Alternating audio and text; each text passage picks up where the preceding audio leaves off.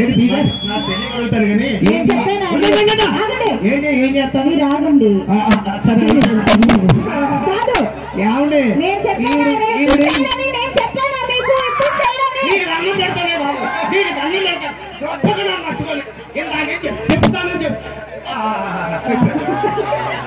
ఎక్కడా ఎవరు చెప్పలేదు. మీరు వెనక్కి తిరిగినా ముందుకు తిరిగినా పక్కకు తిరిగినా చేసేది యాంకరింగ్. మీరు యాంకరింగ్ చేయకుండా ఇక్కడ వంటలు చేయడానికి వచ్చామనుకుంటున్నారా? మీరు అదే సరిగ్గా చేయరు, ఇంకేం చేస్తారు? మీకు వంటలు కూడా రావా? రావు. మీకు ఒకటి తెలుసా? చెప్పండి. మీరు ఆ రోజుల్లో ఏ రోజుల్లో 3 మంచాలు దింపండి. నేను పడుకోబట్టి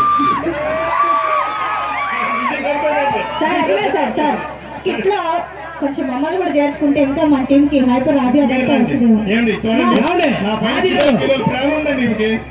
అవుతాయి ఈవిడ స్కిట్ చేస్తానంటుంది కాబట్టి ఈవిడ మీద చేసేద్దాం స్కిట్. మన మీద ఎవరు పడితే వాళ్ళు చేయకూడదు, ఆయన తప్ప. ఉండండి మీకు వాయు వాసన తెలుస్తలేదా బా దగ్గరకు వచ్చి? మామూలుగా ఎవరు పైన పడ్డా అమ్మ అయితే, పైన పడితే బొమ్మ అయితే. అది ఏమండి,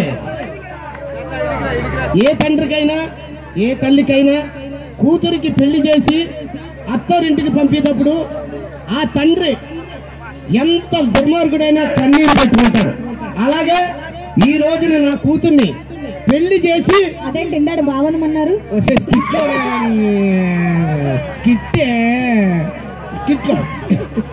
చెప్పలేతా తెగనవేస్తున్నాడు. కన్ను కొడుతున్నాడు, నువ్వు చూడట్లా. ఎవరది? అది ఆయనే. అతను నిన్ను చూస్తున్నాడు తెలుస్తలేదు, నన్ను చూస్తున్నాడు తెలుస్తలేదు. సరే అయితే మనం ఈ సాయంత్రం వేళ సరదాగా నవ్వుకోవడానికి వచ్చాం కాబట్టి ఏదైనా సరే సరదాగానే తీసుకోండి. మిమ్మల్ని నవ్వించడం కోసం మేమేమన్నా తప్పుగా మాట్లాడినా మమ్మల్ని మీరంతా క్షమించాలని కోరుకుంటూ ఇప్పుడు ఏంటి వెళ్ళిపోమ్మనా? ఏమంటే జై అంటున్నాడు ఏంటి? వెళ్ళిపోమ్మని ఏమన్నావు నువ్వు? జై అన్నవా? తాత నువ్వు అక్కడ ఎందుకు కూర్చున్నావు? చిచి అన్నయ్య నువ్వు అక్కడ ఎందుకు కూర్చున్నావో నాకు తెలుసు, చెప్పనా? మరి అంతా అక్కడ కూర్చుంటే నువ్వు కింద కూర్చొని ఏం చేస్తున్నావు? కింద నుంచి నువ్వు ఎవరిని చూస్తున్నా? లేదు ఆ ఛాన్స్ లేదు. లేదా? ఆ రోజులు పోయినాయి. నిజమా? ఏంటి మా అన్నయ్యకి లేవా? చెప్పవే, చెప్పు. నాన్నగారు నన్ను ఇన్వాల్వ్ చేయొద్దు. సరే మరి అప్పగింతలప్పుడు అమ్మ 25 సంవత్సరాలు కంటికి రెప్పగా ఎన్న పూస నెయ్యి వేసి పెంచి పెద్ద చేసి ఈ రోజులు అమ్మా మాంగారితో మాట పడకు, అత్తగారి మాట ఇను, పుట్టింట్లో మంచి పేరు తీసుకురా అమ్మా అత్తారింటికి. అల్లుడు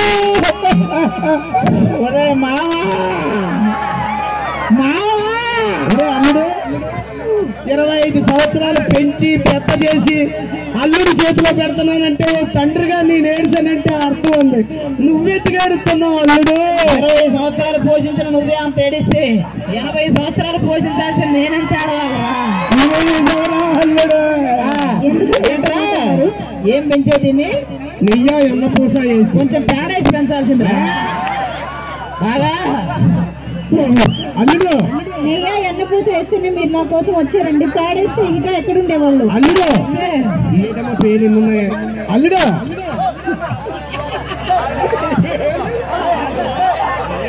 అల్లుడు అమ్మాయిని మాత్రం ఎండలో తెప్పొద్దు.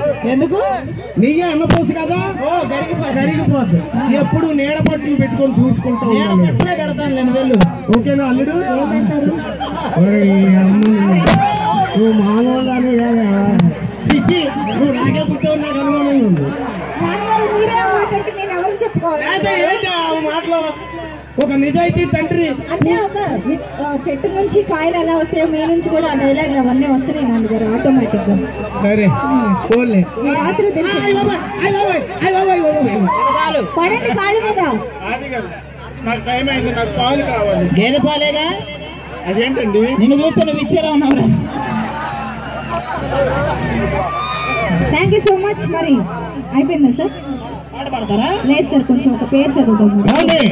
ఈ కార్యక్రమం మాట వచ్చిందా నీ దగ్గరికి? వచ్చింది. ఈ కార్యక్రమం ఇంత ఆనందంగా ఇంత జనాలమయానికి కారణం ఎవరో తెలుసా? నాకు తెలుసండి. చెప్పు.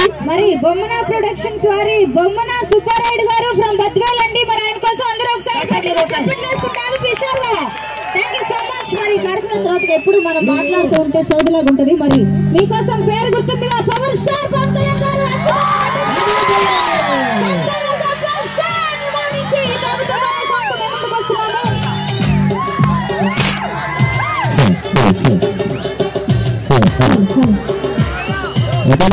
చెప్పండి.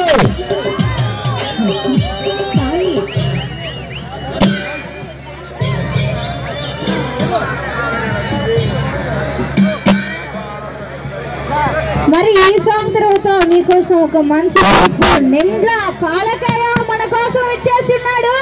మరి ఒక సాంగ్ తర్వాత మన ముందుకు వస్తాడండి. మరి మీకోసం సర్దార్ గబ్బర్ సింగ్